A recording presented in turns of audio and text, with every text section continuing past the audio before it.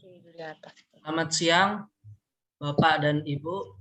Sebelumnya saya ingin mengucapkan terima kasih kepada Bapak dan Ibu karena sudah bersedia meluangkan waktu untuk saya karena saat ini saya ingin berkonsultasi dengan Bapak dan Ibu.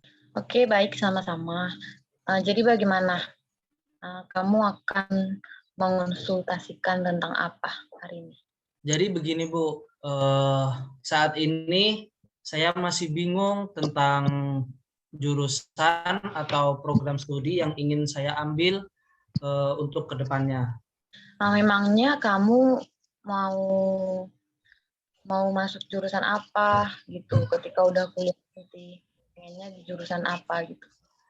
Kalau dari diri saya pribadi, saya ingin masuk ke jurusan bimbingan konseling, Bu. Oke. Terus jika kamu sudah menentukan di mana letak kesulitan yang kamu alami, boleh diceritakan lebih rinci gitu, lebih detail?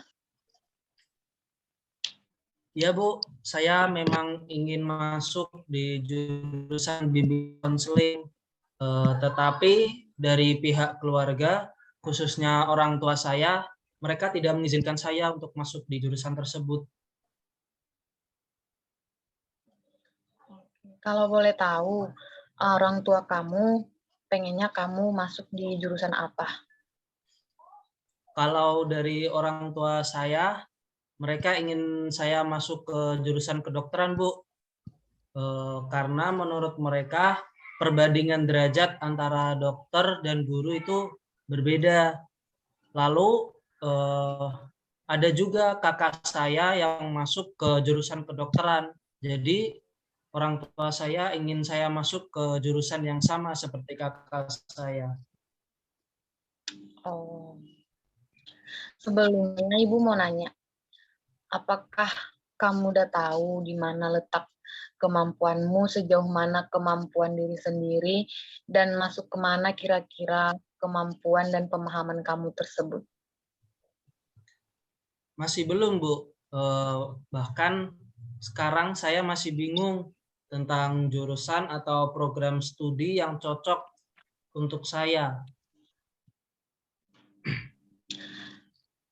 Oke, di sini Ibu mau kasih tahu gimana sih cara nentuin jurusan kuliah yang sesuai sama diri kita sendiri. Contohnya ketika Hilmi kuliah nanti, Ibu mau kasih tahu tips-tips. Pertama yaitu kenali passionmu melalui prestasimu. Nah, coba kamu cek lagi nilai-nilai kamu ketika SMA.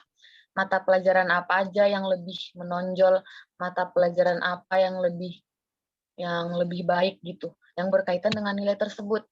Alternatif lain di alternatif lain kamu bisa melihat prestasi apa aja yang berhasil kamu raih ketika kamu masih SMA gitu. Prestasi apa aja yang kamu raih di bidang lain selain mata pelajaran di sekolah. Misalnya, kamu itu bakatnya menggambar. Nah, boleh tuh ketika kamu udah kuliah nanti ambilnya jurusan desain komunikasi visual atau DKV ataupun seni rupa dan yang lainnya. Memilih jurusan kuliah yang sesuai minat akan membuatmu menjalani masa perkuliahan nanti dengan enjoy dan bahagia. Tugas kuliah yang banyak, yang menumpuk, nggak akan terasa jadi beban kalau kamu memang tertarik untuk menjalaninya. Nah, dalam memilih jurusan yang tepat, kamu harus mencari informasi sebanyak mungkin itu. Terlebih dahulu mengenai jurusannya. Sama halnya jika kamu tertarik dengan dunia broadcasting. Buku kuliah jurusan seperti apa gitu. Jurusan broadcasting bisa menjadi pilihan yang tepat untuk mengenal lebih dalam mengenai jurusan ini. Terus itu, yang kedua cari jurusan sesuai dengan kepribadianmu. Selain passion tadi, ternyata kepribadian itu juga memiliki peranan yang penting dalam menentukan jurusanmu nanti ketika kuliah. Bahkan juga menjadi salah satu faktor yang membuat seseorang sukses dalam bidangnya. berikut ini Ibu mau jelaskan, mau berikan beberapa contoh kepribadian gitu. Yang pertama, bersikap realistis, pemikir, berjiwa kreatif dan inovatif, berjiwa penolong, suka berkomunikasi dan menjalin relasi dengan sesama, selalu terorganisir, suka mengajar, memahami ilmu politik dengan baik, mengikuti perkembangan bisnis, tertarik pada bahasa, fashion, sejarah, psikologi, dan contohnya ketika kamu memiliki jiwa seni dan kreatif, kamu bisa masukin dua kepribadian tersebut ke dalam jurusan misalnya komunikasi visual tadi.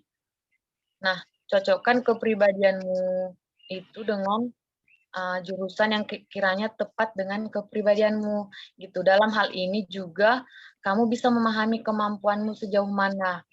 Kalau kamu ingin jadi dokter seperti yang orang tuamu katakan tadi, tapi kamu nggak punya kemampuan di bidang ilmu pengetahuan alam, maka nanti ketika kamu kuliah akan sulit gitu. Nanti akan berpengaruh juga dengan nilai-nilaimu ketika kuliah, atau mungkin kamu nggak semangat untuk mengikuti kuliah tersebut gitu. Terus yang ketiga, tes psikotes. Psikotes ini menjadi salah satu referensi dalam menentukan jurusan kuliah yang sangat cocok.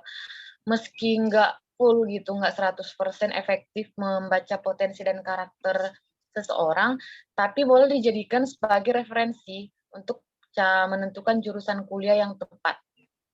Tes ini akan membantu kamu untuk menganalisis minatmu, nilai-nilai, karakter, kelebihan, ataupun kekurangan diri sendiri, hingga skala kemampuanmu yang di dalam bidang seni ataupun sosial, serta dalam hal menginvestigasi dan menginterpretasi sesuatu hal.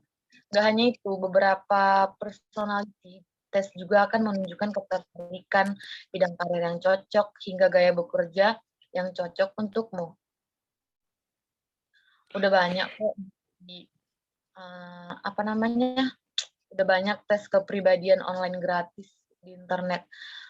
Misalnya, What Should I Major in Quiz oleh Loyola, College Major Personality Quiz dari Tauxio, dan bahkan tes kepribadian seperti Myers-Briggs MBTI Personality Type mengenai kepribadian. Dari situ aja udah bisa membuatmu memberikan gambaran mengenai kepribadian dan jurusan yang sangat cocok untuk menanti. Terus yang keempat itu, jangan memilih jurusan kuliah hanya karena prospek finansial gitu. Esensi pendidikan bukan lagi untuk mempersiapkan diri di dunia kerja agar lekas mapan.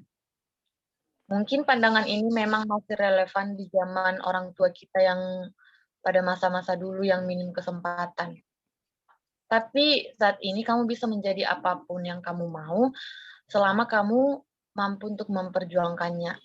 Karenanya jangan jadikan uang sebagai acuan. Pendidikan ada untuk mengembangkan semua potensi dan kapasitas intelektual agar dapat berkembang sesuai dengan apa yang benar-benar kamu inginkan. Nah, pendidikan membuatmu dapat melihat masalah di sekelilingmu dengan cara yang lebih tepat dan membuatmu bisa menyelesaikan masalah tersebut dengan cara yang lebih efisien. Saat kamu menikmati proses belajar, maka rezeki akan mengikuti. Percaya aja. Terus yang kelima tuh, jangan terburu-buru. Minta pendapat dari orang-orang terdekat gitu. Kasih waktumu untuk meminta bantuan dengan membaca aneka referensi, membuatmu tambah pusing dan stres. Mungkin relax gitu sebentar. Ambil napas, buang napas, lemaskan badan. Terus singkirkan dulu yang berbau-bau gadget seperti laptop ataupun handphone yang kamu gunakan untuk berselancar demi mencari jurusan yang lebih cocok untukmu gitu. Ada baiknya kamu itu pergi ke luar rumah untuk berbincang-bincang dengan orang-orang di sekitar. Sebab itu ketika kamu merasa sulit untuk memutuskan atau ingin tahu lebih dalam mengenai jurusan yang dianggap tepat untukmu, nggak ada salahnya kan untuk meminta saran dari orang yang udah berpengalaman di bidang tersebut.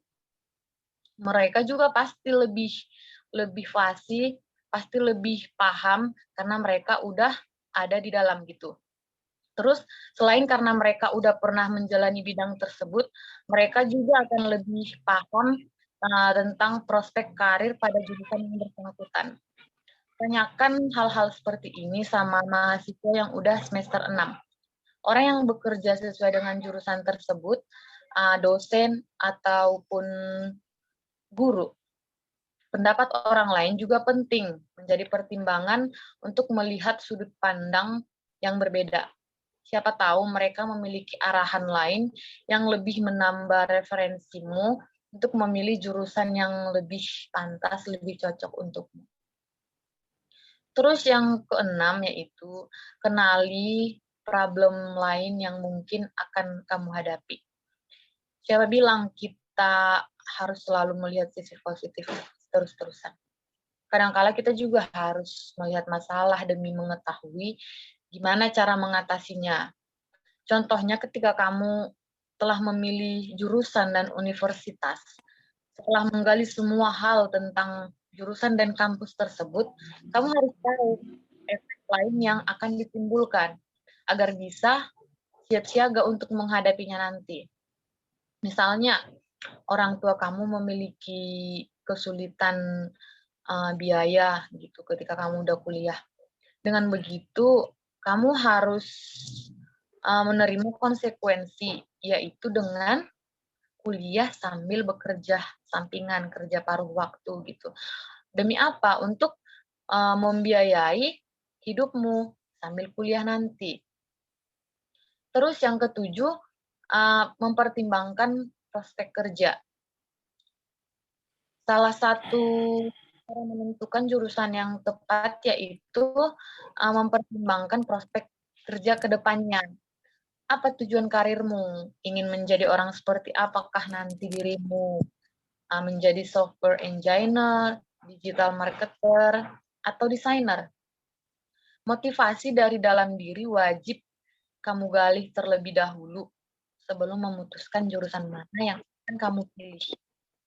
Karena motivasi akan sangat-sangat membantumu dalam menentukan jurusanmu nanti. Motivasi juga akan membantumu dalam melewati segala halangan yang memungkinkan untuk membuatmu merasa malas berangkat kuliah, malas mengerjakan tugas, hingga akhirnya keluar dari kampus. Ada juga nanti tuh kamu harus mempertanyakan 3 hal ini sebelum memilih jurusan.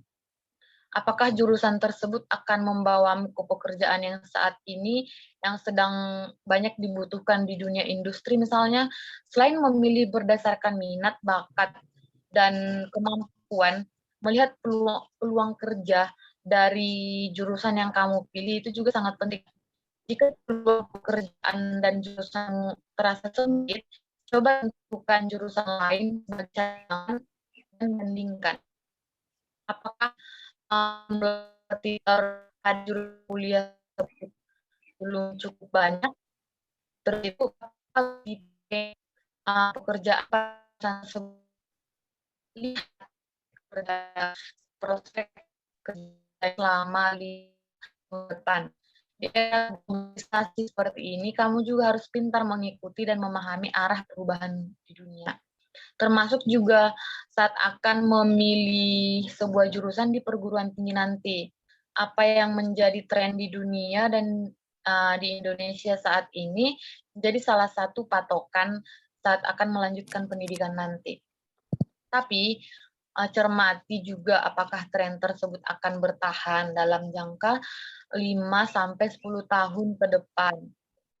Sehingga saat selesai kuliah nanti ada banyak pekerjaan yang siap menampungmu. Begitu.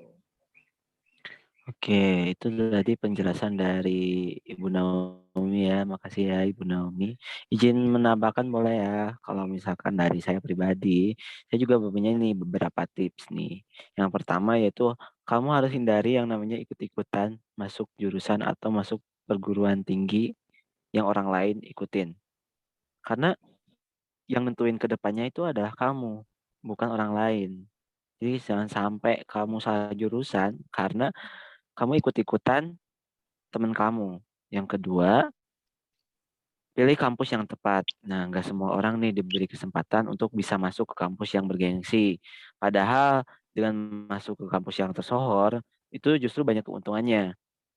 Nah, kadang ada perusahaan yang membuka lowongan pekerjaan dengan embel-embel syarat perguruan tinggi tertentu, misalkan perguruan A, perguruan B, perguruan C. Ya, meskipun nggak ketulis sih biasanya. Nah, tapi pas diseleksi itu pasti ada lah, misalkan lulusan perguruan tinggi A itu pasti diduluin, gitu. Nah, banyaknya juga pendahulu yang masuk ke dunia kerja juga dapat membantu karir kamu. Contoh, ada lulusan nih dari Universitas A yang mau kamu datengin. Nah, yang sedang cari kerja, tersengaja nih ketemu nih mantan kakak kelas atau misalkan mantan kakak tingkat nih. Nah, kamu bisa tanyain tuh, kamu juga bisa dapat koneksi juga relasi dari si kakak tersebut. Nah, karena sangat penting untuk memilih kampus yang sangat tepat, sebab terlalu sangat membanggakan jika menjadi lulusan terbaik di sebuah universitas. Namun tentu saja hal ini bukanlah sesuatu yang mudah untuk didapatkan. Butuh kerja keras, juga kemampuan akademik yang bagus untuk duduk di universitas terbaik. Karenanya persiapkanlah kamu dirimu sendiri untuk melakukan hal tersebut. Nah, sebab jika jurusan dari universitas favorit yang kamu tuju itu banyak saingannya, maka kamu juga harus bersiap-siap lebih duluan daripada mereka. Kamu juga harus memilih nih, mau diploma atau sarjana. Lulusan diploma dan sarjana tentu saja akan memiliki peluang kerja yang berbeda, di mana peluang ini akan sangat tergantung pada tempat kerja yang akan kamu tuju nantinya. Contoh, kamu misalkan mau jadi seorang guru nih. Nah, maka sangat nggak mungkin ya dong kalau misalkan kamu ngambilnya diploma. Dan sebaliknya nih, kalau misalkan kamu berniat untuk jadi seorang staf keuangan di perusahaan harus menempuh ke diploma. Nah, nggak ada nih yang lebih baik antara S1 atau misalkan D1, diploma 1 atau sarjana 1. Itu sama-sama mempunyai kelebihan dan kekurangannya masing-masing. Jadi nggak perlu memaksakan diri untuk jadi sarjana kalau misalkan memang karya yang kamu mau tuh bisa ditempuh dengan ijazah diploma, seperti itu. Kemudian, kamu juga harus mempertimbangkan nih lokasi dan biaya. Mungkin ya kuliah itu pasti akan berbeda dengan sekolah. Karena kemungkinan besar kamu tuh bakal kuliah di luar negeri atau di luar kota gitu kan, yang jauh dari orang tua kamu. Kamu harus siap tentang risiko seperti lokasi kampus yang sangat penting nih, kalau harus yang kamu pertimbangkan. Lokasi kampus yang jauh. Nah, kalau misalkan itu menjadi pertimbangan yang sangat matang dan udah kamu pikirin nih, pasti itu bukan jadi masalah hal yang berat bagi kamu. Kalau misalkan kamu udah matang. Jangan memilih sebuah universitas hanya karena dekat dengan tempat tinggal kamu. Pilih universitas terbaik dengan jurusan yang sesuai minat nih. Pertimbangkan juga biaya kuliah saat memilih memilih jurusan. Biaya kerap kali menjadi hambatan yang tidak dapat diabaikan. Apalagi jika kamu memilih untuk berkuliah di luar kota domisili yang sekarang nih. Tentu saja kamu akan membutuhkan lebih banyak biaya. Ya seperti untuk kos, juga sehariannya lah, contoh makan dan yang lain. Namun jangan sampai biaya menjadi halangan untukmu berkuliah. Nah, kamu bisa cari kerja sampingan atau beasiswa yang bisa membantu kamu untuk berkuliah di universitas yang kamu ingin. Selanjutnya nih, kamu harus memiliki opsi pribadi nih. Op opsi yaitu pilihan. Minimal lah ada 2 jurusan kuliah atau dan kampus yang harus kamu pilih. Tujuannya untuk menghindari dirimu menjadi pengangguran karena tidak lolos seleksi. Untuk lebih mematangkan niat, nah kamu harus punya beberapa jurusan, lakukan riset kecil, dan membandingkan plus minus jika kamu memilih jurusan tersebut. Coba tanyakan lagi pada diri sendiri dan mantapkan hati setelah melalui berbagai perbandingan dan alasan. Nah, kalau udah itu, tips yang selanjutnya harus berjuang 100%. Kalau kamu sudah menentukan jurusan yang kamu inginkan, langkah terakhir adalah melakukan persiapan yang maksimal dan bertempur di SBMPTN. Atur waktu belajar kamu, gak ada salahnya mencoba mencari soal-soal SBMPTN sebelumnya dan mempelajari dengan sesama. Soal ujian SBMPTN yang memiliki pola yang tidak jauh dari beberapa tahun ke tahun. Karenanya jika kamu akrab dengan soal, maka kamu tidak akan kesulitan nantinya. Jika hasilnya kamu tidak diterima nih, nah jangan langsung berkecil hati atau pesimis nih. Coba kamu bisa memilih jalur yang lain seperti jalur mandiri atau kamu bisa mendaftar di universitas swasta ya yang nggak kalah jauh kualitasnya dengan PTN yang negeri itu. Seperti itu. Oh, jadi seperti itu ya, Pak Bu. Tapi bagaimana jika saya sudah diterima di suatu PTN, tapi itu tidak sesuai dengan passion saya atau tidak sesuai dengan bakat saya, bagaimana? Ini yang sering terjadi. Banyak yang keterima di perguruan tinggi negeri, tapi malah mendapatkan jurusan yang tidak sesuai dengan minatnya gitu, nggak sesuai dengan passion-nya. Kembali ke poin yang pertama yang udah dijelasin tadi, menjalani kuliah nggak sesuai dengan panggilan jiwa akan memberikan dampak yang nggak baik sama kita sendiri gitu. Dampak yang negatif pada psikologis yang kemudian akan berimbas pada nilai IPK kita ketika kuliah nanti. Dan gairah belajar kamu juga akan menurun nantinya. Memang seleksi perguruan tinggi negeri ini melalui proses yang sangat ketat dan juga kuota yang sangat terbatas. Tapi kalau kuliah di universitas negeri bukan jaminan dia swasta ataupun negeri, kalau memang kita sungguh-sungguh dan mau berusaha, pasti bisa gitu. Mantaplah dengan jurusan yang kamu pilih. Jika kamu masih bingung memilih jurusan yang sesuai dengan minat dan bakatmu, cobalah untuk membuat daftar beberapa jurusan yang paling mendekati gitu. Setelah itu kamu bisa mencoret satu persatu itu jurusan yang paling nggak sesuai sama diri kamu sendiri, hingga tersisa jurusan yang memungkinkan yang akan kamu pilih nantinya. Kunci menemukan adalah dengan tidak terburu-buru. Gitu. Oh, jadi seperti itu ya, Bu. Terima kasih pada Bapak dan Ibu atas bimbingannya yang begitu detail. Semoga arahan dan bimbingan tadi bisa bermanfaat bagi saya.